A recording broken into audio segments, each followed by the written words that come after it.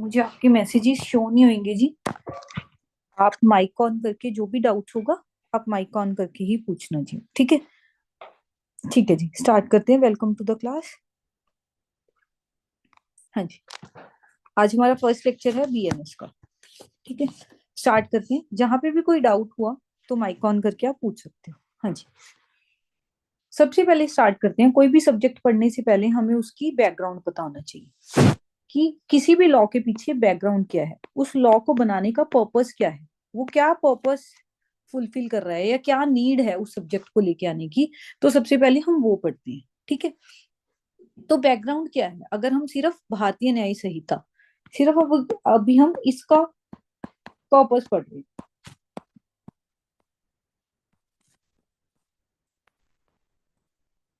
भारतीय न्याय संहिता का अगर कोई भी पर्सन है, he wants a security of particularly three subject. हमने आज फर्स्ट लेक्चर है तो हम स्टार्टिंग से ही स्टार्ट कर रहे हैं। अमेन, आप साथ साथ में लिख सकते हो। Want security of which three things, आप बता सकते हो जी। हाँ जी, जिसे पता है किसी भी पर्सन को किस तीन चीजों की सिक्योरिटी चाहिए। अगर कोई भी पर्सन है, he wants a security of. Body property. हाँ जी, थर्ड वन। क्या बॉडी को आप दो पार्ट्स में डिवाइड कर सकते हो? एक तो आपकी लाइफ, यस मैम। एक आपकी लिबर्टी। Of course, liberty. सबसे फ्रीडम। इंपॉर्टेंट तो आपकी आजादी है ना जी। जी सेकंड, मैम। आप सब थर्ड, आप सबसे ज्यादा किससे प्यार करते हो? अपनी प्रॉपर्टी से। प्लीज आप जो भी हो क्लास में रिस्पॉन्स करो कि अभी तो स्टार्टिंग है, आपको सिर्फ ये हफ्ता लगेगा सिर्फ एक बार बैकग्राउंड बनाने के लिए।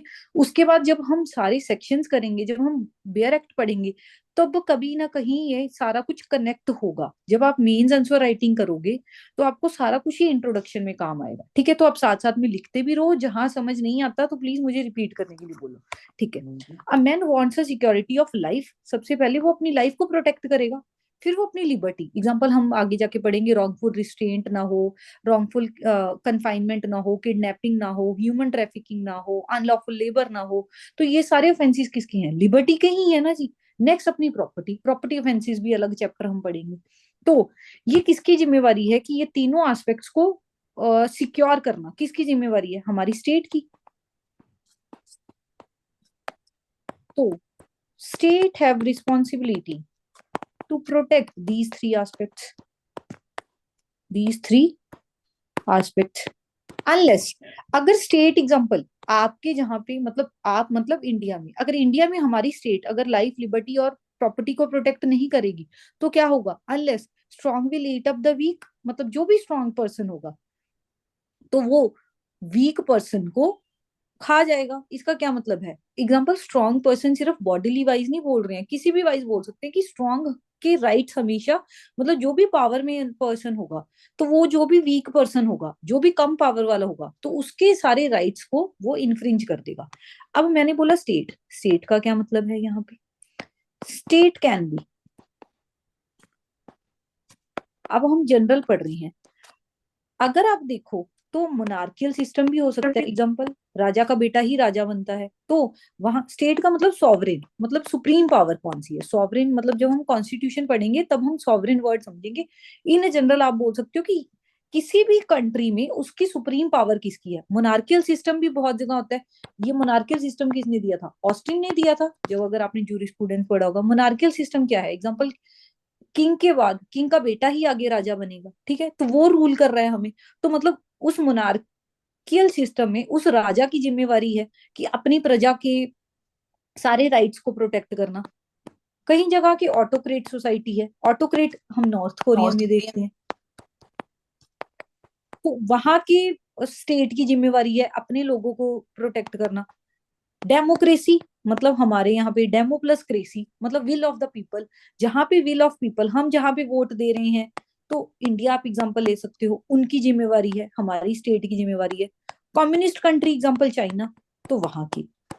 तो मतलब स्टेट एग्जांपल, भारतीय न्याय संहिता, हमारे यहाँ पे भारतीय आईपीसी था पहले, अब बीएनएस है, तो उनके रिस्पेक्टिव लॉज होंगे। तो वो रिस्पेक्टिव लॉज लाके ही अब स्टेट कैसे कर सकती है। एग्जांपल, स्टेट किसी की लाइफ को, लिबर्टी को, प्रॉपर्टी को, एग्जांपल मैं हूं, मैं अपनी अगर बात करूं, तो वो मेरी लाइफ या मेरी लिबर्टी या मेरी प्रॉपर्टी को कैसे प्रोटेक्ट करेगा। क्या हमारे पास इतने रिसोर्सेज हैं कि हम हर पर्सन की लाइफ के पीछे भी एक बॉडीगार्ड रखें और प्रॉपर्टी को प्रोटेक्ट करने के लिए भी बॉडीगार्ड रखें। इज इट पॉसिबल और नॉट, बताओ जी। पॉसिबल है? नहीं मैम। नहीं है पॉसिबल। तो स्टेट करेगा क्या? स्टेट करेगा क्या? स्टेट एक क्या कर सकता है? सारी स्टेट, अब इतनी जनसंख्या है, इतनी पॉपुलेशन, हर पर्सन के ऊपर हर की लाइफ, लिबर्टी और प्रॉपर्टी रखाने के लिए एक एक बॉडीगार्ड तो नहीं हो सकता ना। तो वो क्या कर सकता है? एक लीगल डॉक्यूमेंट बना सकता है। लीगल डॉक्यूमेंट किसमें? मतलब एक लीगल डॉक्यूमेंट आपको बना के दे देगा, उसमें सब कुछ लिख देगा कि हमने एक सोशल कंट्रोल बना के रखना है अपनी सोसाइटी में। सोसाइटी मतलब ऑल ओवर इंडिया में social control, social peace, social order से चलना है कि आप भी सामने वाले के राइट्स को इन्फ्रिंज मत करो और सामने वाला भी आपके राइट्स को इन्फ्रिंज ना करे। तो स्टेट विल मेक, तो स्टेट क्या कर सकता है? एक इंस्ट्रूमेंट बना सकता है। इंस्ट्रूमेंट जब हम रजिस्ट्रेशन एक्ट में पढ़ेंगे, इंस्ट्रूमेंट का मतलब होता है कोई भी legal document of social control, social order, social peace, कुछ भी बोल सकते हो। ठीक है। तो मतलब वो उसमें क्या बता देगा, हम उस इंस्ट्रूमेंट को क्या बोलते हैं जो स्टेट बनाता है।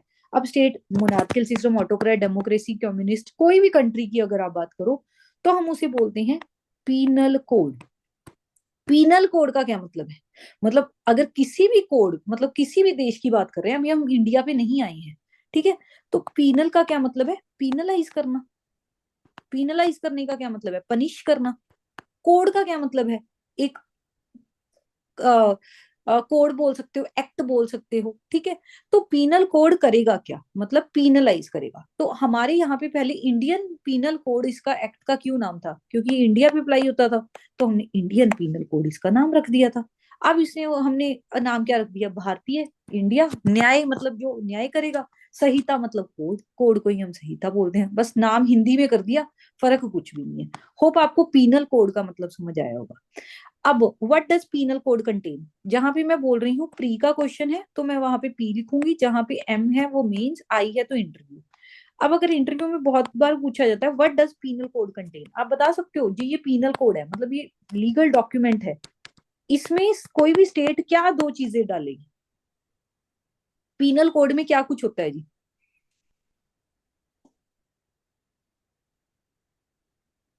पीनल कोड में, किसी भी पीनल कोड में क्या दो रिक्वायरमेंट्स है कि इसके बिना तो वो इंस्ट्रूमेंट बन ही नहीं सकता।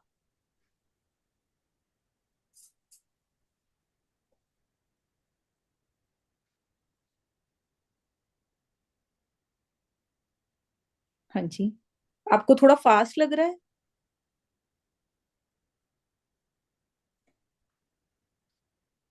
हाँ जी, थोड़ा सा जल्दी बताओ। गलत बता दो चाहे, प्लीज कोशिश करो। What does penal code contain? Ma'am, offences और उनकी पनिशमेंट्स। Very good. ठीक है। तो सिंपल सा है, ऑफेंस नहीं। ऑफेंस वर्ड लिखना गलत है, अभी तक हमने ऑफेंस पढ़ा नहीं है। मतलब एक तो मैं ये आपको एक ऐसा एक्ट बता दूं, एक्ट ही एक आगे जाके ऑफेंस बनता है ना। एक एक्ट मतलब कोई भी डेफिनेशन ऑफ कार्य। क्राइम्स कह सकते हैं ना। क्राइम भी नहीं बोल सकते, क्राइम और ऑफेंस में भी मतलब समझेंगे, ठीक है। आप बोल रहे हो उसका भी मतलब कोई भी एक्ट, एक हम्म। ऐसा एक्ट जो आपकी स्टेट ने प्रोहिबिट कर रखा हो। सही वर्ड है एक्ट। एक ऐसा कार्य है, अगर मैं हिंदी में बताऊं, कि ऐसा काम जो प्रोहिबिट है, आपकी स्टेट ने, सॉवरेन ने मना किया हुआ है ये नहीं कर। या तो वो एक्ट हो सकता है या वो ओमिशन हो सकता है। एक्ट और ओमिशन में हम आगे जाके मतलब समझेंगे। एक्ट का अपोजिट ओमिशन होता है वैसे। एक बार लिख लो, ओमिशन का मतलब मैं इसके बाद ही समझा रही हूँ। विच सॉवरेन, मतलब आपकी सॉवरेन इज प्रोहिबिटिंग। एक्ट तो एग्जांपल ये लगा दो। एग्जांपल, एक्ट का मतलब है जो मैं आपको पॉजिटिव एक्ट करने के लिए बोल रही हूँ, मिशन का मतलब है जो मैं आपको करने के लिए नहीं बोल रही हूँ और फिर भी कर रहे हो। एक्ट एग्जांपल, मैं आपको कर रही हूँ कि किसी का मर्डर नहीं करना, मैंने आपको बोला ना, तो आप वो एक्ट कर रहे हो। तो एक्ट कर रहे हो मतलब एक्ट जो भी पनिश्ड है, पहली बात तो वो। एग्जांपल, घर में अगर आपको बोल दिया चिल्लाना मना है, तो वो एक्ट है, बट वो सॉवरेन ने थोड़ा मना किया है। वो ही एक्ट हम पीनल कोड में ऐड करेंगे जो कि आपकी सॉवरेन ने, आपकी स्टेट ने, मतलब हमारी अगर डेमोक्रेसी है तो हमारी जो सरकार ने मना किया है, सॉवरेन ने। सिर्फ मना करने से कुछ नहीं होता। एग्जाम्पल, स्मोकिंग है, smoking in public place is ban, but smoking सिर्फ बैन है, क्या पीनल कोड में पनिशमेंट दी हुई है स्मोकिंग की? नहीं दी हुई। प्लस मतलब पनिशमेंट भी है। पनिशमेंट कब होगी? अगर जो मैंने एक्ट और ओमिशन जो मना किया है, अगर आप उसे इन्फ्रिंज करते हो, इफ अ पर्सन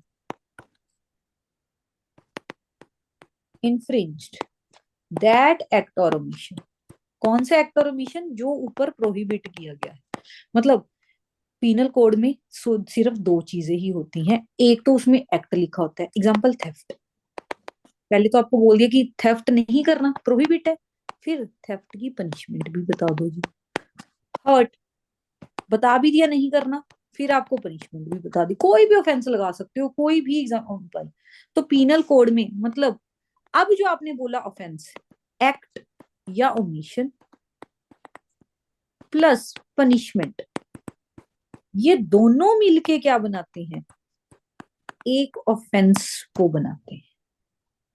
तो ऑफेंस क्या होता है? कोई ऐसा एक्ट करना जो लॉ ने प्रोहिबिट किया है, मतलब आपकी स्टेट ने, सॉवरेन ने, लॉ ने, कुछ भी बोलो, और उसकी प्रिस्क्राइब्ड पनिशमेंट भी दे रखी है।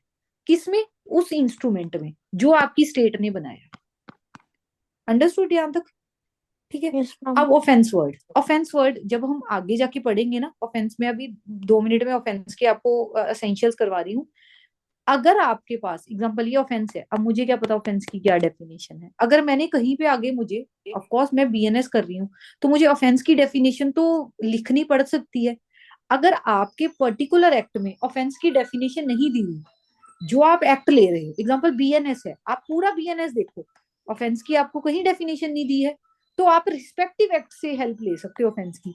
तो ऑफेंस की डेफिनेशन हम आगे जाके, ऑफ कोर्स हमारा सेकंड लेक्चर बीएनएसएस का ही है, बट यहाँ पे आप लिख सकते हो offence is defined in 2Q of BNSS. ठीक है।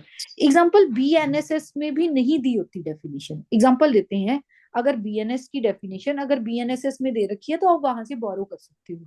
अगर यहाँ से भी ना बोरो की हो, मैंने आपको पहले भी बताया, आप कहाँ से बोरो करोगे जी? अगर ऑफेंस की डेफिनेशन आपको नहीं मिल रही, तो कौन सा ऐसा एक्ट है जो बोल रहा है कि मेरे से बोरो कर लो और मेरे से डेफिनेशन पढ़ लो जी? ऐसा कोई एक्ट है? जितना रिस्पॉन्स करोगे 101% में आपको सारा बीएनएस एक एक वर्ड रटवा के जाऊंगी।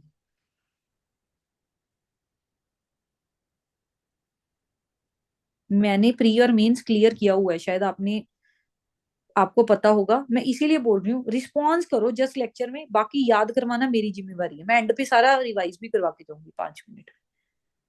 बीएनएसएस और आईटी एक्ट में। नहीं नहीं, आईटी एक्ट की कैसी हेल्प ले सकते हो? आईटी एक्ट का ऑफेंस दूसरा हो गया, यहाँ पे आईटी एक्ट की डेफिनेशन कैसे बोरो कर लोगे?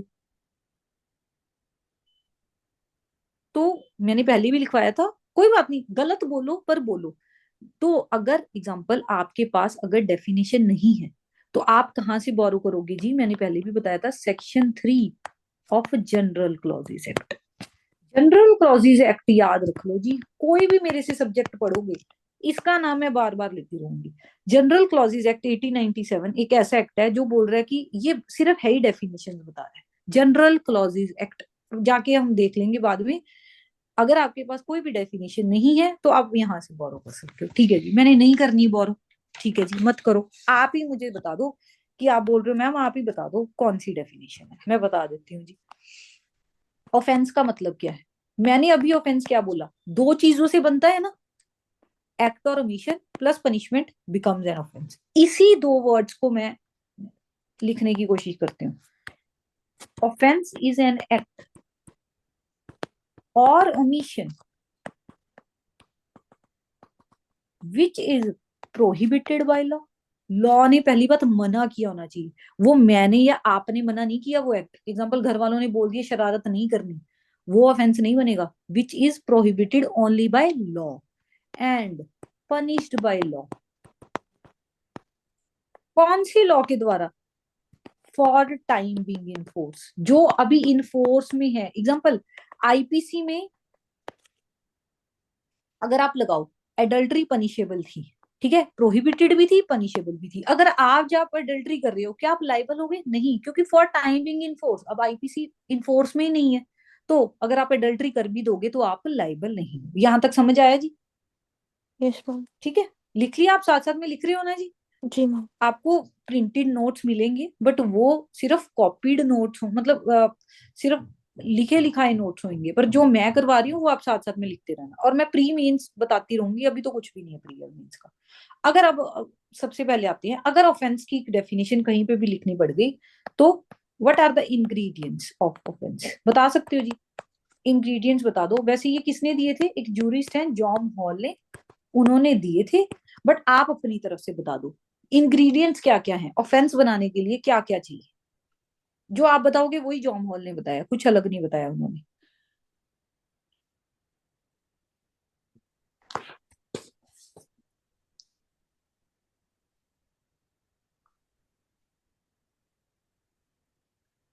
ऊपर वाला लेक्चर जो आपने लिखा है वही है, कोई मैं नई बात नहीं नीचे लिखूंगी, वही लिखूंगी जो आपने ऊपर लिखा है।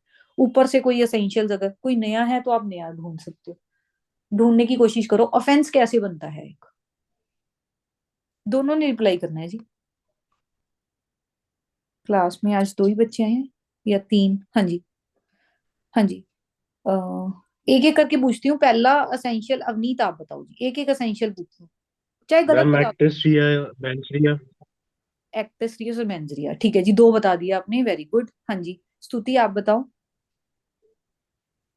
Third essential. मैम कोई भी ऐसा एक्ट या omission which is prohibited by state. By state, very good जी, तीन, इसके बिना ऑफेंस नहीं बन सकता। राजेश जी आप बता दो fourth essential.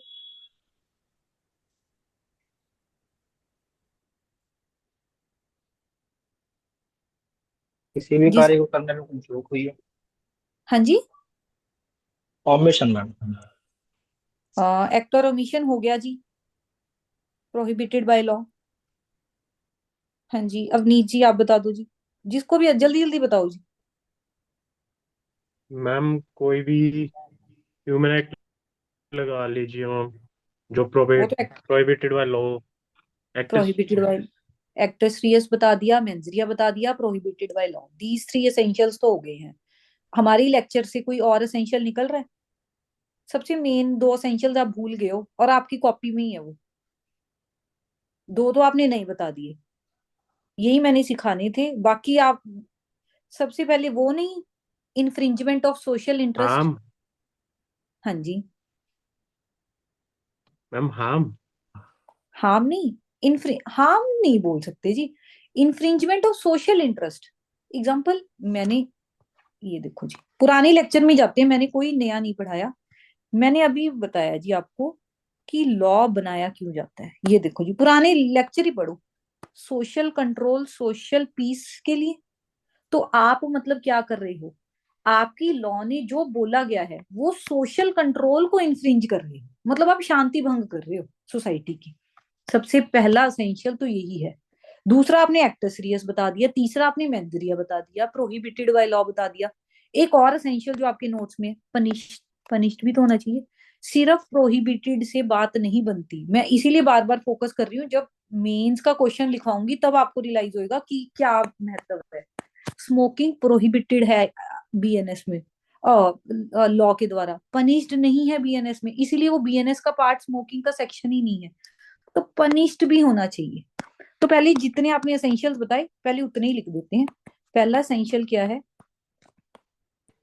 There must be some infringement, infringement मतलब तोड़ना, ऑफ सोशल इंटरेस्ट। आपने किसी ना किसी का तो social interest, social control, social peace, social order infringe किया है, तोड़ा है। कौन सा इन्फ्रिंजमेंट किया? जो लॉ ने मना किया।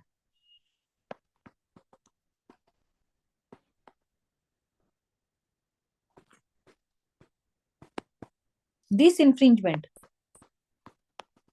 Must be prohibited by law, law के द्वारा ही मना होना चाहिए वो इन्फ्रिंजमेंट। थर्ड, वो एक्ट आपने किया क्यों? एक असेंशियल आपने किसी ने नहीं बताया, या तो आपकी इंटेंशन होगी, एग्जांपल आपने मुझे मारा, आपने ठीक है। अब आपने मेरी डेथ कॉज की, मारा मतलब डेथ कॉज की, या तो आपने इंटेंशनली कॉज की कि ये तो मुझे इंसान पसंद ही नहीं है, मैंने इसको मारना है, या गलती से मर गया जी, मुझे नहीं पता था। मतलब या तो वो आपका एक्ट इंटेंशनल हो सकता है, या रेकलेस हो सकता है, या नेग्लिजेंट हो सकता है। कुछ ना कुछ तो हुआ ही है ना जी, या तो आप नेग्लिजेंट थे अपने एक्ट में, या रेकलेस थे, या इंटेंशनल थे, कोई ना कोई तो होगा। तो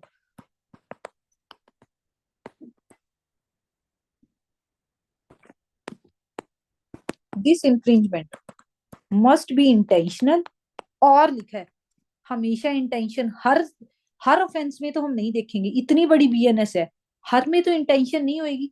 या तो रेक्टलेस एक्ट होगा, या नेग्लिजेंट एक्ट होगा, वो हम देखेंगे हर ऑफेंस में कोई ना कोई अलग, तीनों में से एक असेंशियल प्रूफ करने की। नेक्स्ट, ऑफ कोर्स अगर आपने ऑफेंस किया है तो आपका क्रिमिनल माइंड भी होगा, क्रिमिनल इंटरेस्ट भी होगा, जिसे हम बोलते हैं मेंजरिया। आपके दिमाग में भी तो कुछ चल रहा होगा, there must be mens rea. But बहुत सारे ऑफेंसेस देखेंगे जिसमें मेंजरिया नहीं चाहिए होगा, वो तो एक्सेप्शन होगी। बट ज्यादातर ऑफेंस कैसे बनते हैं, देयर मस्ट बी मेंजरिया, मतलब आपका कोई ना कोई क्रिमिनल इंटरेस्ट तो होगा ही होगा, कोई ना कोई क्रिमिनल माइंड होगा ही होगा। क्रिमिनल इंटरेस्ट का एग्जांपल दे देती हूँ, या तो एग्जांपल आपने इंटेंशन से मुझे मारा, या नेग्लिजेंटली मारा जैसे मैंने बता दिया, या आप फ्रॉड करना चाहते, फ्रॉडुलेंटली कोई एक्ट किया होगा, या डिसऑनेस्टली किया होगा, ठीक है, मैलिशियसली किया होगा। तो बहुत सारे, कोई ना कोई क्रिमिनल इंटेंट होगा ही होगा।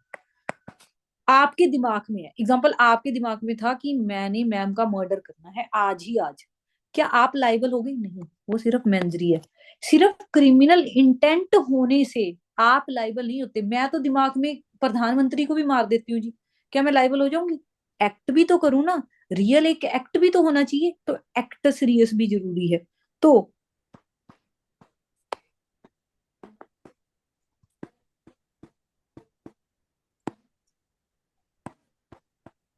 There must be concurrence between, concurrence मतलब कनेक्शन बिटवीन एक्ट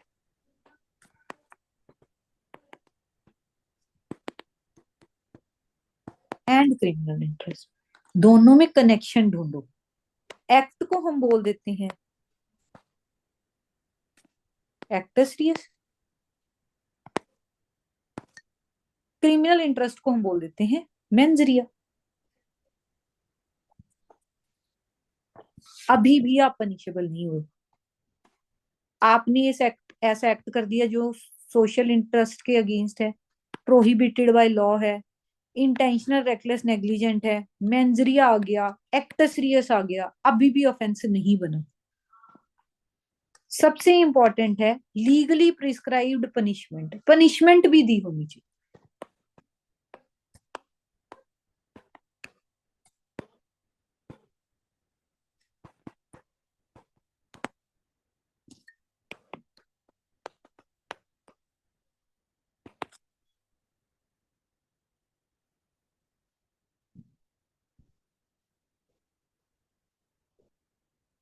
तो ये 6 एसेंशियल्स मिलके आपका एक ऑफेंस बनाएंगे। जितने भी हम ऑफेंसेस पढ़ेंगे बीएनएस में, उसमें ये कहीं ना कहीं 6 एसेंशियल्स में से कोई ना कोई, ज्यादातर सभी होंगे।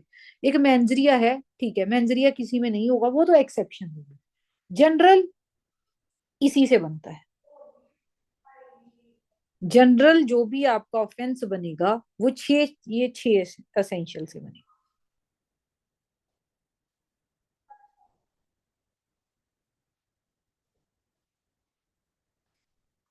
हाँ जी, यहाँ तक कोई भी डाउट हो जी?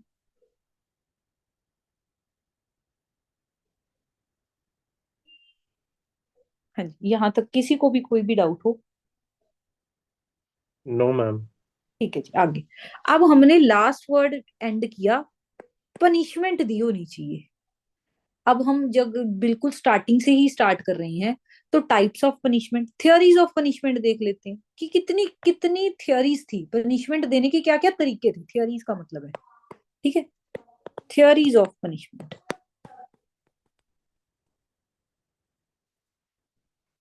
थियोरीज ऑफ पनिशमेंट, पहला होती है रेट्रीब्यूटिव। ये देखो बहुत पुराना क्वेश्चन हो गया, बहुत क्या, ये पूछा ही नहीं जाता फ्रैंकली ये क्वेश्चन।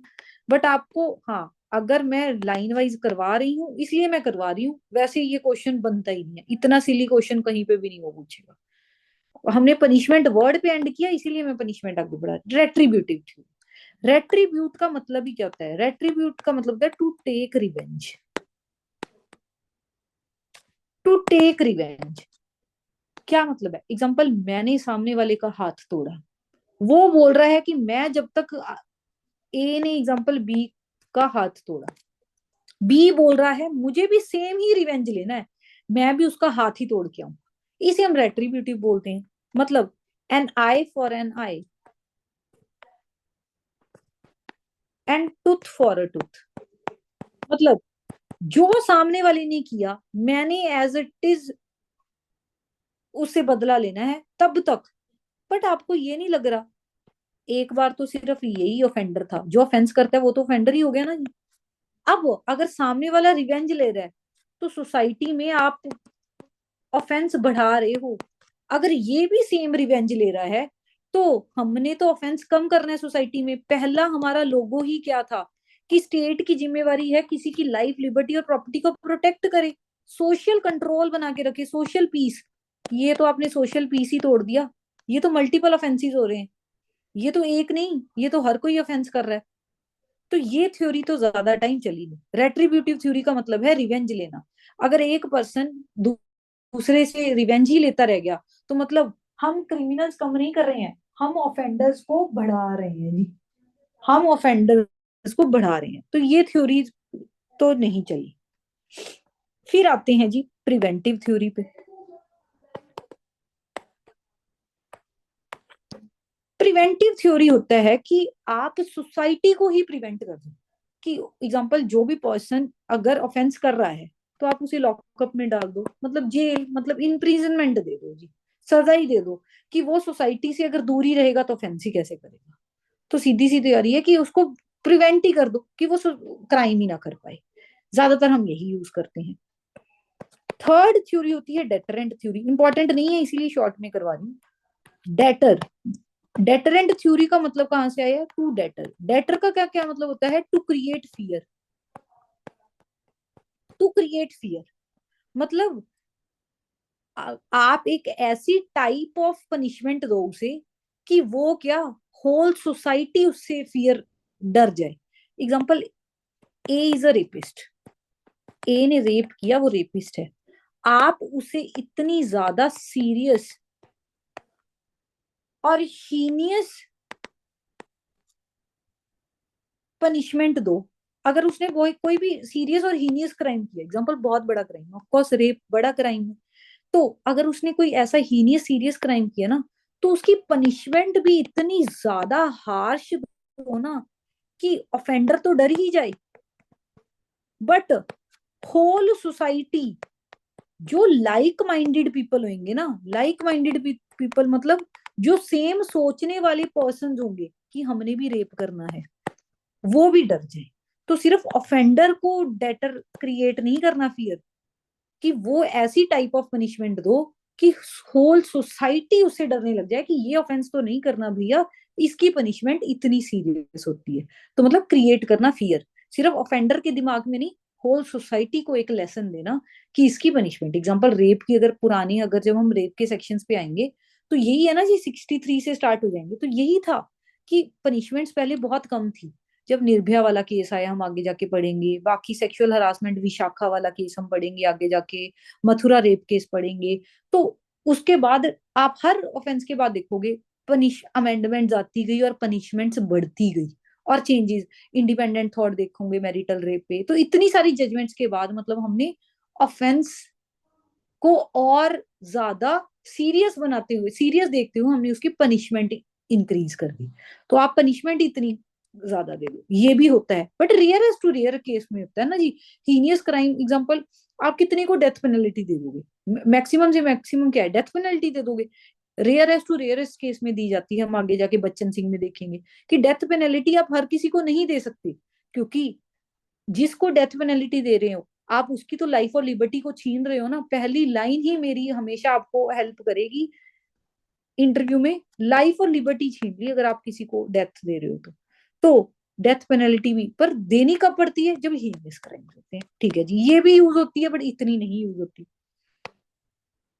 नेक्स्ट थ्योरी है रेफॉर्मेटिव थ्योरी। रिफॉर्म करना मतलब एक ऑफेंडर है, उसने ऑफेंस किया, जब वो सोसाइटी में अपनी सजा काट के हमने रिफॉर्म करके उसको सोसाइटी में तो दोबारा एंटर करवाना ही है ना जी। वो सारी उम्र तो इम्प्रीजनमेंट या लॉकअप या रिहैब सेंटर्स में नहीं बैठा रहेगा। एग्जाम्पल, आपने उसकी रिहैब करवा दी, इम्प्रीजनमेंट दे दी, जो उसने करना था कर दिया। उसके बाद तो जब वो रिफॉर्म हो गया, मतलब अगर वो सही हो गया, तो सोसाइटी में एंटर तो करेगा ना जी। एग्जाम्पल, 10 साल की सजा हुई, 10 साल के बाद वो 11th ईयर आपकी सोसाइटी में दोबारा आ गया, तो आप प्लीज उस क्रिमिनल से हेट मत करो, उसके क्राइम से हेट करो। मतलब उस क्राइम को आप समझ लो कि हमने ये क्राइम नहीं करना है, but never hate the criminal, hate the crime. तो इसका हम मैक्सिम पढ़ते हैं, hate the sin not the sin, या hate the crime not the criminal.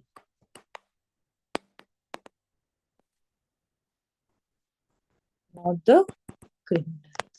तो मतलब जब वो सोसाइटी में रिफॉर्म करके दोबारा सेंड कर दिया गया है, तो उसको एक नॉर्मल इंसान की तरह आप एक्सेप्ट करो।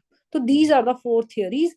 जिस तरीके से हम पनिशमेंट देते थे उसमें से हमने, मैंने बोल दिया, डेटरेंट बहुत कम यूज होती है, रेट्रीब्यूटिव है ही नहीं। बाकी दो सोसाइटीज के, दो थियरीज के हिसाब से हम पनिशमेंट देते हैं। यहाँ तक कोई भी डाउट हो जी? किसी को फास्ट लग रहा है लेक्चर, वो भी मुझे बताते रहो जी। अगर आपको फास्ट लग रहा है कि मैं स्पीड पर, बहुत जनरल है जी, इसलिए मैं थोड़ा सा फास्ट करवा रही हूँ। ये ठीक है जी, स्पीड थोड़ा सा जल्दी मैम बताओ, फिर हम आगे करते हैं। ठीक है मैम, स्पीड ठीक है। ठीक है जी, ओके, आगे बढ़ते हैं। अभी हम बिल्कुल स्टार्टिंग से ही स्टार्ट कर रहे हैं, क्योंकि आपने इंट्रोडक्शन लिखनी है, आपने मेंस देना है, आपने इंटरव्यू देना है, इसीलिए बैकग्राउंड पे थोड़ा सा ज्यादा ध्यान दे रहे हैं कि आईपीसी पहले भी तो सजा होती हुई। ठीक है, आईपीसी आपने खत्म कर दी, बीएनएस ले आए। आईपीसी से पहले कैसे सजा मिलती थी? कहते, आपने, आपने से किसी ने, अवनीक ने, अवनीत, आई एम सॉरी, एक आधे दिन में मुझे नाम याद हो जाएगा, आप ही ने बोला कि मेंजरिया जरूरी है हर ऑफेंस के लिए। क्रिमिनल माइंड पहले क्या देखते थे? अगर हम प्रॉपर स्टार्टिंग से जाएं तो कहते, हमें क्रिमिनल इंटेंट से कोई मतलब नहीं है। आपका क्या क्रिमिनल इंटरेस्ट था, क्या क्रिमिनल माइंड था, डजेंट मैटर। मतलब अगर आप कोई भी क्राइम देखोगे, आपने क्या बोला, दो असेंशियल्स हैं। एक तो एक्टर सीरियस, मतलब एक्ट करना तो जरूरी है ना, मेरे दिमाग में तो कुछ भी चल सकता है। दूसरा मेंजरिया, मतलब एक क्रिमिनल इंटेंट होना चाहिए। बट अगर हम एंशियंट लॉ में जाएं तो वो बोलते थे हमने मेंजरिया देखना ही नहीं है। क्रिमिनल इंटेंट में आप क्या दोगे? एक्सक्यूजेज ही दोगे, मैंने ये नहीं किया, मैंने जानबूझ के नहीं किया, ये किया। वो बोलते, पहले पनिशमेंट मिलती थी by the rule of strict liability, कि हमने मेंजरिया देखना ही नहीं है। If only actus reus is done, अगर आपका एक्टस रियस पकड़ा गया कि आपने एक्ट किया है, then you are strictly liable for the offence.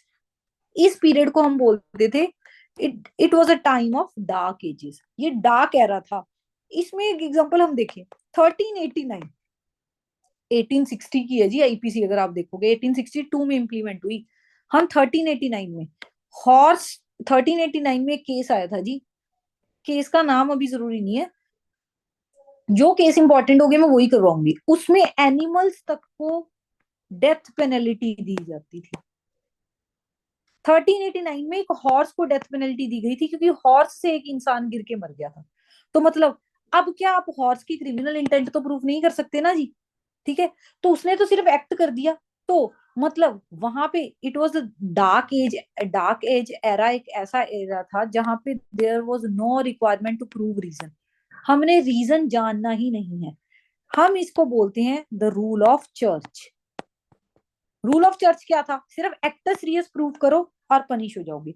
मतलब there was no reason, no requirement of reason and no requirement of no criminal law. कोई क्रिमिनल लॉ नहीं होता था, कोई क्रिमिनल लॉ नहीं होता था। मतलब हम आपका रीजन जानने के लिए इंटरेस्टेड ही नहीं है, ना हमारे पास कोई क्रिमिनल लॉ है।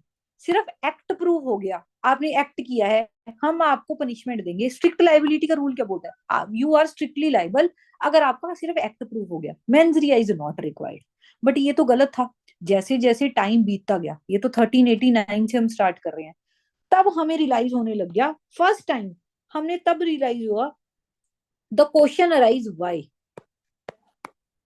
तो वाई का क्वेश्चन अराइज हुआ कि एग्जाम्पल किसी ने भी कोई ऑफेंस किया है, वाई तो जानो, क्यों तो जानो, वाई का मतलब क्या जानो, मतलब हमें क्या चाहिए था कि उसने वो ऑफेंस किया क्यों है, मतलब कंसेप्ट ऑफ रीजन हमारे दिमाग में आने लग गया कि रीजन तो जानो। रीजन कैसे जान सकते हैं? उसका मेंजरिया, उसका दिमाग पढ़ेंगे फिर ही रीजन पता लगेगा ना, उसके दिमाग में ही है रीजन। तो कहते हमने सोचा कि नो स्ट्रिक्ट लाइबिलिटीज, हर ऑफेंस अगर स्ट्रिक्ट लाइबिलिटी पे लाइबल होने लग गया फिर तो सारे ऑफेंडर हैं।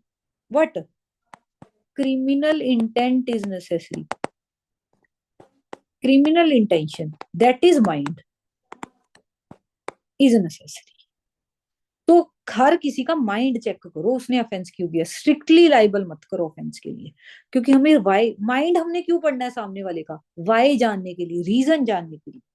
Then mind has three basis, यहीं से क्वेश्चन राइज हुआ। माइंड के कहते तीन बेसिस होते हैं। अगर आप बोलते हो कि सामने वाले का माइंड पढ़ लो, माइंड में अगर था ऑफेंस करना, तो हम उसे क्या बोलते हैं कि उसका एक्ट वॉलेंट्री, मतलब उसकी इच्छा से था या नहीं था, आपने यही देखना है। वॉलेंट्री वर्ड डिफाइन है 233 ऑफ बीएनएस। अभी मैं बेयर एक्ट खोल के दिखा देती हूँ आपको, पहले पढ़ लेते हैं। अभी बेयर एक्ट एक दो दिन हम नहीं खोलेंगे क्योंकि अभी जरूरत ही नहीं है बेयर एक्ट की, अभी हम हिस्ट्री कर रहे हैं। वैसे मैंने बता दिया वॉलेंट्री वर्ड मतलब माइंड हम क्यों चेक कर रहे हैं। एग्जाम्पल, वो आपका एक्ट इनवॉलेंट्री हुआ, मतलब आपकी इच्छा से हुआ ही नहीं, गलती से हो गया, एग्जाम्पल नेग्लिजेंटली, तो क्या पता आपको उस ऑफेंस की सजा ही ना मिले, ठीक है, आप बच जाओ। मतलब हमने माइंड पढ़ना ही क्यों है, वॉलेंट्रीनेस चेक करने के लिए कि क्या वो एक्ट वॉलेंट्री था या इनवॉलेंट्री था। अब वो वॉलेंट्री में क्या हो सकता है, या तो इंटेंशन, या बोला है या मतलब और, या तो आप सामने वाली की इंटेंशन प्रूव कर दो, या आप सामने वाली की नॉलेज प्रूव कर दो, या रीजन टू बिलीव। तीनों में मुझे कोई फर्क बताएगा, और है तीनों में। वोलेंट्री आपका एक्ट हो जाएगा, या तो आपकी इंटेंशन भी प्रूव कर दी किसी ने, आपका आप लाइबल हो जाओगे, या आपकी नॉलेज प्रूव कर दी, या रीजन टू बिलीव। इन तीनों में से एक का मतलब समझा दो। ये वैसे 229 ऑफ बीएनएस में डिफाइन है, ठीक है जी।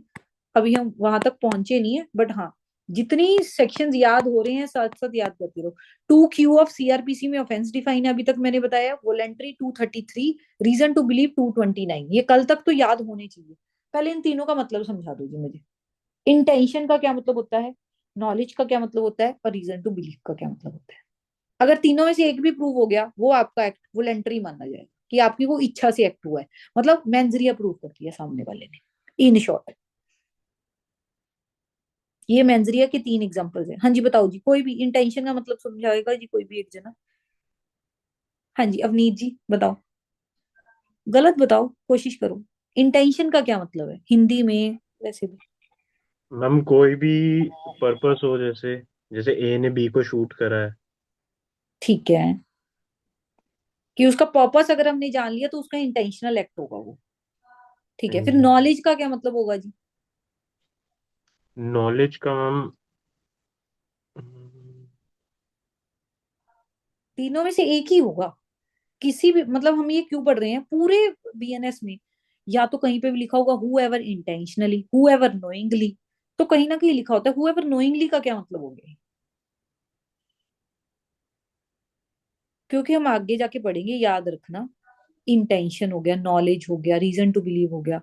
अगर उस ऑफेंस में इंटेंशन लिखी हुई है कि उस ऑफेंस के लिए हमने इंटेंशन प्रूव करना है, अगर इंटेंशन नहीं प्रूव कर पाए तो मतलब असेंशियल्स पूरे नहीं हुए, आप लाइबल नहीं। हाँ जी स्तुति जी आप बता दीजिए इंटेंशन मैम का। मैम इंटेंशन का मतलब हो गया when the act is done with certain purpose. Purpose, ठीक है जी, इन्होंने भी यही बताया। और नॉलेज का क्या मतलब हो गया, ठीक है, इंटेंशन तो समझ गई, पर्पस के साथ एक्ट करना।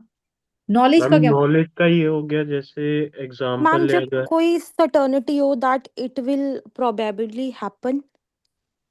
कि ये हो सकता है भी, इसका ये रिजल्ट निकल सकता है, हाँ ठीक है। जी। ठीक है, वेरी गुड, बहुत नजदीक हो, बहुत नजदीक हो। नॉलेज का कोई और मतलब समझाना चाहेगा। मैम ऐसा भी तो हो सकता है, सपोज करो अगर कोई भी, अगर एक मैम पर्सन ए नॉलेज को ऐसे भी बोल सकते हैं ना, अवेयरनेस होगी कॉन्सिक्वेंसेस की। Very good, very good, very good, ठीक है जी, बिल्कुल सही है, बहुत क्लोज हो। हाँ जी, हाँ मैम जी ये अवनीत भी तो जी। हो सकता है कि पर्सन ए को पता है कि इसका रिजल्ट क्या होगा, अगर सपोज करो वो रैशलेस ड्राइविंग कर रहा है वही तो। इन्होंने बोला कि कॉन्सिक्वेंस पता होगा आपको उस एक्ट का। हाँ जी। ठीक है, नो ठीक है जी, बिल्कुल सही। रीजन टू बिलीव का क्या मतलब है? इंटेंशन मैम भी लाइक होगा। डेफिनेट नॉलेज नहीं होगी, हम्म। बट एक बोल सकते हैं एक स्ट्रांगली लाइक एक रीजनेबल बिलीफ होगा कि हो सकता है। हो सकता है, फिर नॉलेज और फिर रीजन टू बिलीव में क्या फर्क हुआ? उसमें भी आपने बोला कि उसको सामने वाले को कॉन्सिक्वेंस पता थे, और रीजन टू बिलीव में भी सामने वाले को कॉन्सिक्वेंस पता थे। मैम लाइक मेरे को लगता है रीजन टू बिलीव जो होगा ना, वो हम्म। बेस्ड ऑन सर्कमस्टांसेस होगा। Very good, very good. मतलब स्ट्रॉन्ग कौन सा है, नॉलेज ज्यादा स्ट्रॉन्ग है या reason to believe the essential ज्यादा स्ट्रॉन्ग लग रहा है?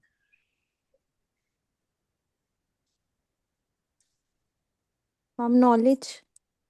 वेरी गुड, सही है, सही बोल रहे हो जी, बिल्कुल सही बोल रहे हो। ठीक है, देखते हैं अब इन तीनों को ही समझने की कोशिश करते हैं। जितना भी आपने बताया सभी ने सही बताया वैसे। पहले हम इंटेंशन, ये हम क्यों पढ़ रहे हैं, जब हम कोई भी ऑफेंस पढ़ेंगे ना तब आप मुझे आगे जाके थैंक यू बोलोगे कि अब इंटेंशन का मुझे मतलब पता है, कि अगर ये एसेंशियल पूरा नहीं हो ना, आपका आंसर सीधा आपको पता होगा, कि कोई भी फैक्ट दे दे आपको पता लग गया। इंटेंशन का मतलब पता है क्या होता है? वही जो आपने बोला कि आप उसको मारना चाहते थे, मतलब इंटेंशन का क्या मतलब है?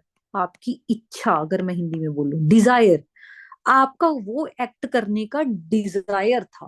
प्लस, प्लस जहां पे भी मैं लिख रही हूँ तो उसका मतलब एंड होता है जी, मतलब दोनों चीजें पूरी होंगी तब वो इंटेंशन बनेगा। आपकी एग्जांपल, आपकी मुझे मारने की इंटेंशन थी, अब उसका क्या मतलब हुआ? मतलब आपकी इच्छा थी, सिर्फ इच्छा से आप लाइबल नहीं होगे। और आपको अपने एक्ट का कॉन्सिक्वेंस भी पता है, जो कि मैं जो करूंगी, एग्जांपल आप मुझे अगर स्टैब कर रहे हो या गन शूट कर रहे हो, आपको पता है आप उसके कॉन्सिक्वेंसी को फोरसी कर सकते हो, मतलब पहले से ही आप उसके रिजल्ट को, मतलब एंड रिजल्ट को फोरसी कर सकते हो। एंड रिजल्ट मतलब कॉन्सिक्वेंसीज को फोरसी कर सकते हो कि इसका ये कोई भी, अगर आप मुझे गन शॉट करोगे तो आपकी इच्छा तो थी उस एक्ट में कि हाँ जी मैम मरेंगी, और आप उस कॉन्सिक्वेंस को फोर्सिएबिलिटी ऑफ, फोर्सी देख भी सकते थे, फोर्सिएबिलिटी ऑफ कॉन्सिक्वेंसेस। मतलब ये तो आपके कॉन्शियस माइंड में ही होता है हमेशा। अगर आप कोई भी एक्ट इंटेंशनल प्रूव कर दिया ना, तो मतलब वो कॉन्शियस लेयर हो गई सबसे आपकी। ठीक है, नॉलेज का क्या मतलब है? एग्जाम्पल, आपने मुझे स्टैब किया, एग्जाम्पल आपने मुझे पुश किया, आपको पता है कि अगर मैं पुश करूंगी पीछे कोई चीज है उससे मैं टकरा के गिर जाऊंगी। ठीक है, बट आपकी मुझे मारने की कोई इच्छा नहीं थी। नॉलेज में आपकी कभी भी डिजायर, इच्छा तो नहीं होती, आपकी मेरे से कोई दुश्मनी नहीं है, बट सिर्फ कॉन्सिक्वेंसेस को, नॉलेज का क्या मतलब है, कोई इच्छा नहीं होती उसको सामने वाले की वो एक्ट करने के लिए, बट आप उसके कॉन्सिक्वेंसेस को फोर्स ही जरूर कर सकते हो। हर किसी को पता है कि हाँ जी, अगर आप मुझे एग्जाम्पल, मेरी पहले ही लंग्स डैमेज है, अगर आप मेरे लंग्स पे 10 बार पंच करोगे ना तो मैं एट द एंड में मरूंगी मरूंगी। तो मतलब आपकी चाहे इच्छा नहीं थी मुझे मारने की, बट आप उसके कॉन्सिक्वेंसेस को, एंड रिजल्ट को फोर्स ही तो कर सकते थे ना। तो मतलब ये आपके, ये अगर ये आपका कॉन्शियस माइंड है तो ये आपका सब कॉन्शियस माइंड है, सब कॉन्शियस माइंड में चल रहा होता है। रीजन टू बिलीव का क्या मतलब है? ना ही आपका वो एक्ट करने की डिजायर, इच्छा तो दूर दूर तक नहीं थी, ना ही फोर्सिबिलिटी ऑफ कॉन्सिक्वेंसेस, ना ही आप उसके कॉन्सिक्वेंसेस को फोर्स ही कर सकते थे। हाँ जी, ना ही आप उसके कॉन्सिक्वेंसेस को फोर्स, ना ही आप,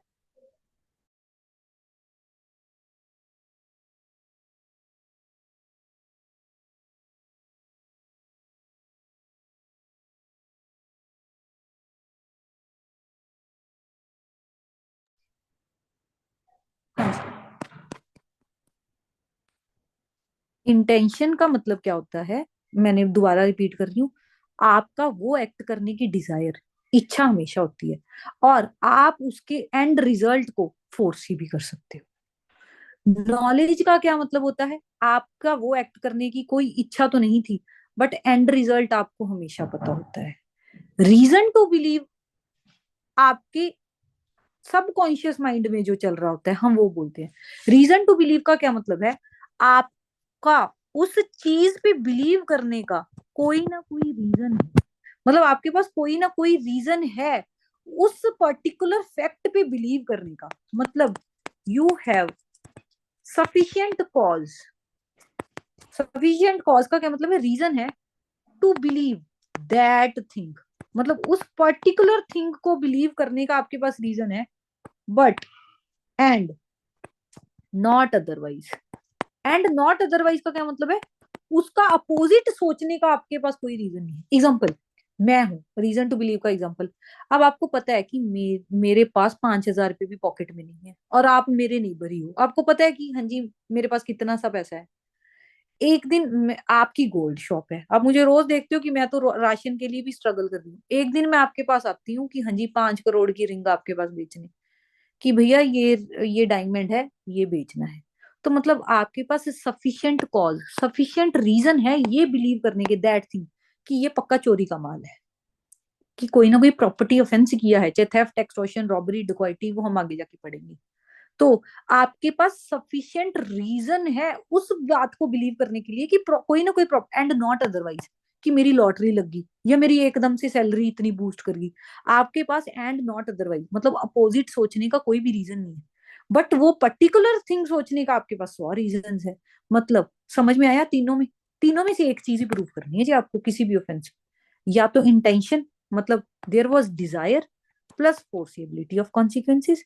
नॉलेज, कोई डिजायर नहीं होती उस एक्ट में, जैसे जैसे हम करते रहेंगे आपको समझ आ जाएगा कि हाँ, बट फोर्सिबिलिटी, कॉन्सिक्वेंसेस को फोर्स ही जरूर कर सकते हो। रीजन टू बिलीव आपके बिल्कुल दिमाग के पीछे वो चीज चल रही है, ना ही इंटेंशन या नॉलेज, बट आपके रीजन टू बिलीव है उस चीज को। एग्जाम्पल, आप अगर रिसीवर हो स्टोलन प्रॉपर्टी के, तो मैंने जो ये सारे एग्जाम्पल दिए हम रिसीवर ऑफ स्टोलन प्रॉपर्टी हम आगे जाके करेंगे, बट यहाँ तक अभी आपका इतना ही अगर समझ आ गया तो बता दीजिए, जितना मैंने इंटेंशन, नॉलेज और रीजन टू बिलीव को समझाया। यहाँ तक कोई भी डाउट है? No ma'am. ठीक है, समझ में तो आई जी ये तीनों एसेंशियल्स, एक बार बता दो जी तीनों, फिर हम आगे बढ़ेंगे। इसके बिना आईपी बीएनएस आगे चलेगा ही नहीं। सेक्शंस जो मैं अभी याद करवा रही हूँ याद हो जानी चाहिए। इंटेंशन कहीं पे भी डिफाइन नहीं है, नॉलेज डिफाइन नहीं है, रीजन टू बिलीव डिफाइन है, वो मैंने बता दिया। बेयर एक्ट भी खोल के मैं एंड पे दिखा दूंगी। आगे बढ़ते हैं थोड़ा सा। अगर हम हिस्ट्री में जाए, अभी भी हम हिस्ट्री पे ही है, 2-3 दिन हम हिस्ट्री पे ही लगाएंगे। तो पहले पनिशमेंट कैसे दी जाती थी, हमने वही बात कर रहे हैं ना अभी तक। ये भी तो पुराने जमाने की बात कर रहे हैं, ये तो मैंने आपको सेक्शन साथ में लिखवा दिया ये होता है। अभी तक तो मैं पढ़ा क्या रही थी कि पुराने जमाने में क्या आया। अगर पुराना जमाना मतलब एशियंट हिस्ट्री में क्या जरूरत पड़ी वाई जानने की। वाई जानने के लिए हमने सामने वाले का दिमाग चेक किया। दिमाग चेक करने के लिए हम क्या चेक करेंगे? उसके वॉलंटरीनेस, मतलब या तो इंटेंशन प्रूफ कर दो या नॉलेज या रीजन टू बिलीव। वो तो आगे जाके हमने एक्ट में डिफाइन कर दिया, इसलिए मैंने साथ में लिखवा दिया। बट एशियंट लॉ में भी तो कैसी ना कैसी पनिशमेंट मिलती होगी। अगर एक्ट नहीं है, अगर आपके पास आईपीसी से पहले पनिशमेंट कैसे मिलती थी? कहते पहले मतलब आईपीसी लाने की भी, मतलब हमें इसको कोडिफाई करने की, लिखने की जरूरत ही क्यों पड़ी? कहते पहले क्या होता था, अगर हम हिस्ट्री में जाए तो हर पर्सन को पनिशमेंट मिलती थी उसके अकॉर्डिंग। अगर आप हिंदू हो तो आपको हिंदू लॉ के अकॉर्डिंग पनिश किया जाएगा, तो आपको पनिश किया जाएगा अकॉर्डिंग टू हिंदू लॉ। मुस्लिम हो उसके अकॉर्डिंग, क्रिश्चियन हो क्रिश्चियन के अकॉर्डिंग, ज्यूश हो ज्यूश के अकॉर्डिंग। बट एग्जाम्पल, ए एक हिंदू है, बी एक मुस्लिम है, दोनों ने सेम ऑफेंस किया, एग्जाम्पल थेफ्ट किया, दोनों ने 50 लाख की ही चोरी की। एग्जाम्पल, हिंदू लॉ में उसको पनिश कर रहे थे एग्जाम्पल 10 ईयर्स के लिए, इसको पनिश कर रहे थे 7 ईयर्स के लिए। क्यों भैया?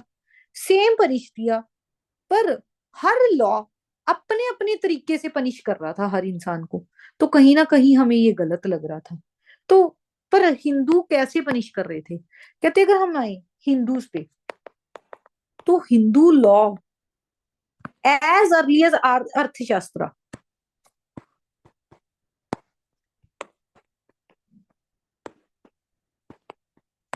इन 300 BC, ठीक है, ये सिर्फ जानने के लिए, इस पे क्वेश्चंस कुछ नहीं आता, बट हाँ लॉ बना कैसे ये मैं आपको हर सब्जेक्ट का पहले समझाऊंगी, फिर ही एंड पे लेके आऊंगी। इंटरव्यू में काम आने वाली ये चीजें हैं। एज अर्ली एज अर्थशास्त्र, अर्थशास्त्र में बहुत कुछ लिखा हुआ था कि किसको किस ऑफेंस के लिए क्या पनिश किया जाए। या हम आगे जाके हम हिंदू लॉ में पढ़ेंगे मनुस्मृति, स्मृतिज थी। तो स्मृतिज में दे गेव 18 हेड्स, मतलब 18 चैप्टर्स थे। 18 चैप्टर्स में से in which one head is completely dedicated to criminal law. तो एक चैप्टर कंप्लीटली क्रिमिनल लॉ के ऊपर ऑलरेडी। तो हमें लगता है ना जी, हमें हमारे ऊपर ब्रिटिशर्स आए, ब्रिटिशर्स राज कर गए और ब्रिटिशर्स ही हमारे लिए आईपीसी ले आए, हमारे हमारे की तो बस का ही काम नहीं था लॉ, नहीं जी। उससे पहले भी हमारे पास अपने लॉज थे, अर्थशास्त्र, मनुस्मृति, हम उनको पढ़ पढ़ के पनिश करते थे, ठीक है। बट और जो मुस्लिम्स थे, मुस्लिम्स अपना लॉ पढ़ते थे। अगर हम मुस्लिम्स की बात करें तो मुस्लिम भी अपने हिसाब से पनिश करते थे। अगर हम मुस्लिम लॉ हम जब आगे जाके पढ़ेंगे तो उनके पास अपना शरीयत लॉ था, तो वो शरीयत लॉ के अकॉर्डिंग अपना पनिश करते थे, ठीक है।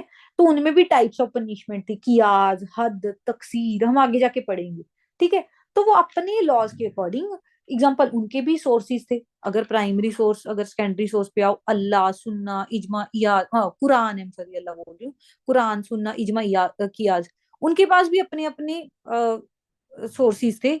उसके हिसाब से वो पनिश कर रहे थे, बट सेम ऑफेंस की पनिशमेंट डिफर कर रही थी। तो ये तो इक्वेलिटी नहीं हुई। सेम ऑफेंस कर रहा है, चाहे हिंदू करे, मुस्लिम करे, क्रिश्चियन करे, अलग अलग पनिशमेंट्स क्यों आ रही है।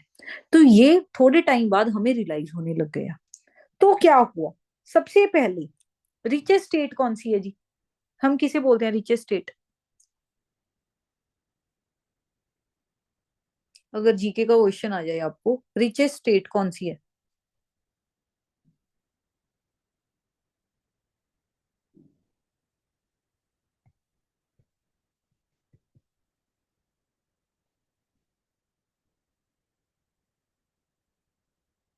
हाँ जी, केरला। अर्लियर ट्रेवनकोर। तो ट्रेवनकोर एक पहली स्टेट है जिन्होंने अपना फर्स्ट स्टेट पीनल कोड बनाया। मार्क कर लो जी, प्री का आज का पहला क्वेश्चन, अभी तक प्री का कुछ भी नहीं आया। तो पूछा जाएगा, पहले सीधा इंडियन पीनल कोड नहीं बना, पहले स्टेट पीनल कोड बना था। केरला, ट्रेवनकोर था पहले उसका नाम। केरला ने सबसे पहले अपना स्टेट पीनल कोड बनाया। बट ड्रॉबैक क्या था, ये पनिश करते थे, फॉलो इसको करते थे, मनुस्मृति को ही करते थे, बट ये पनिश किसको करते थे? लोअर कास्ट को।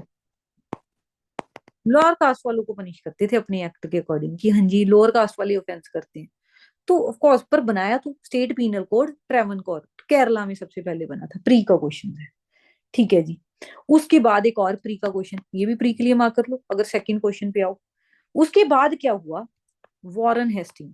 अभी हम कॉन्स्टिट्यूशन पढ़ नहीं रहे हैं, उसमें हम वॉरेन हेस्टिंग का नाम पढ़ेंगे। वॉरेन हेस्टिंग ने फर्स्ट अटेम्प्ट किया, इन्होंने हिंदू कोर्ट्स बनाई सिर्फ हिंदुओं के लिए इन 1775 के नियर अबाउट।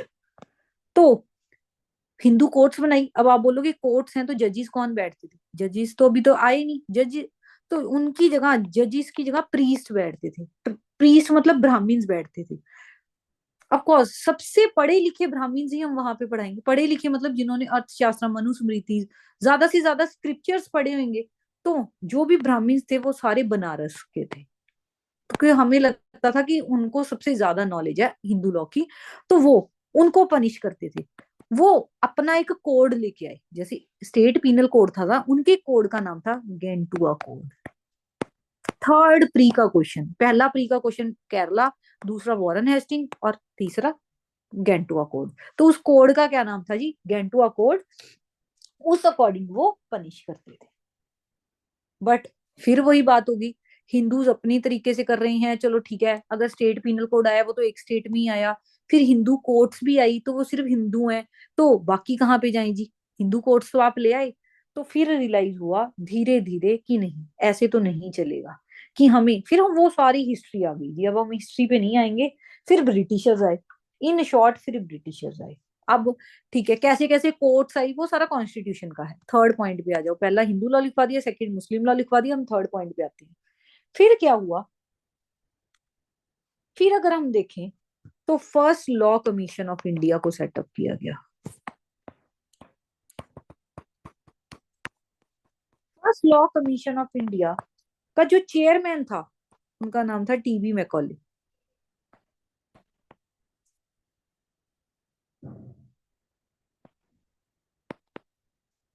ठीक है, कब सेटअप किया गया, 1834 में। He was the chairman.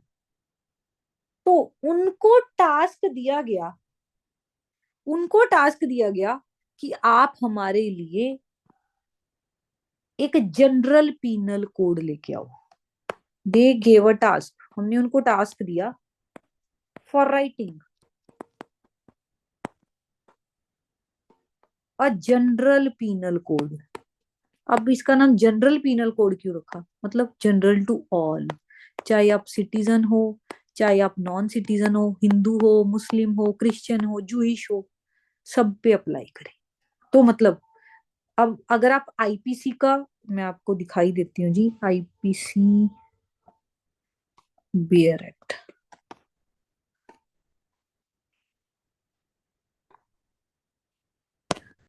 अगर आप उसका प्रियम्बल देखो, हाँ जी, क्या लिखा हुआ है, where it is expedient to provide a general penal code for India. General का मतलब समझ आ गया। तो आईपीसी में जनरल नाम क्यों लिखा गया था, कि अब ये सब पे अप्लाई होगा, हिंदू मुस्लिम क्रिश्चियन, इसका झंझट ही खत्म करना है फॉर इंडिया। समझ में आया जी, जनरल पीनल कोड क्यों लिखा गया प्रियम्बल में, इसके कारण कि जो सब पे अप्लाई हो। उन्होंने अपना टास्क कंप्लीट कर दिया, they completed and write up general penal code in 1837। उन्होंने 1837 में कंप्लीट लिख दी, लिख के दे दी। बट उसके बाद क्या हुआ, जब हम कॉन्स्टिट्यूशन पढ़ेंगे हम तब देखेंगे। फर्स्ट रिवोल्ट हो गया जी 1857 में, अगर आप देखोगे, ठीक है जी, मुगल्स को जिसमें हमने खत्म कर दिया, मतलब उसके कारण डिले हो गया, ये एक्ट आ ही नहीं पाया। 1858 में हमारी जो गवर्नमेंट है वो ब्रिटिश क्राउन के अंदर चली गई, मतलब जो सब कुछ ये रिवोल्ट हो रहे थे उसके कारण ये डिले होता गया। ठीक है, वो हिस्ट्री हो गई। ठीक है, 1857 1858 मतलब ये आ ही नहीं पाया। लिख के तो 1837 में उन्होंने लिख के अपना खत्म कर दिया था, बट फिर भी नहीं आ पाया। फिर क्या हुआ, तब ऑफ कोर्स अगर अब कोई भी बिल कैसे पास होता है, पहले लोकसभा में जाएगा फिर राज्यसभा में जाएगा, या राज्यसभा में पहले चले जाएगा लोकसभा में कैसे भी, फिर प्रेसिडेंट असेंट देगा। तब तो कोई प्रेसिडेंट होता नहीं था। तब क्या हुआ, 6 अक्टूबर 1860 आ गई, मतलब टास्क उन्हें दिया 1834, कंप्लीट लिख दिया 1837, फिर भी मतलब ये बात बनी नहीं। फिर 1860 में 6 अक्टूबर 1860, अब ये डेट इंपॉर्टेंट नहीं है, बट हाँ मैं अगर हिस्ट्री करवा रही हूँ इसलिए मैं बता रही हूँ कि बना कैसे लॉ, इसलिए। तो तब थे जी governor general, governor general gave assent to IPC, उन्होंने फिर आईपीसी को असेंट दे दी। ठीक है जी, आज हम इतना ही करते हैं, इसके बाद की हिस्ट्री, क्योंकि अब बीएनएसएस हमारा नेक्स्ट लेक्चर है। यहां तक कोई भी डाउट हो आज के लेक्चर में आप पूछ सकते हो जी। अभी तक यहीं तक करते हैं, अब इसके बाद की थोड़ी सी हिस्ट्री रह गई है, उसके बाद फिर हम बीएनएस की हिस्ट्री देखेंगे, फिर हम स्टार्टिंग से स्टार्ट करेंगे। आज मैंने आपको जनरल समझाने की कोशिश की, कोई भी डाउट हो जी आप पूछ सकते हैं आज के लेक्चर में।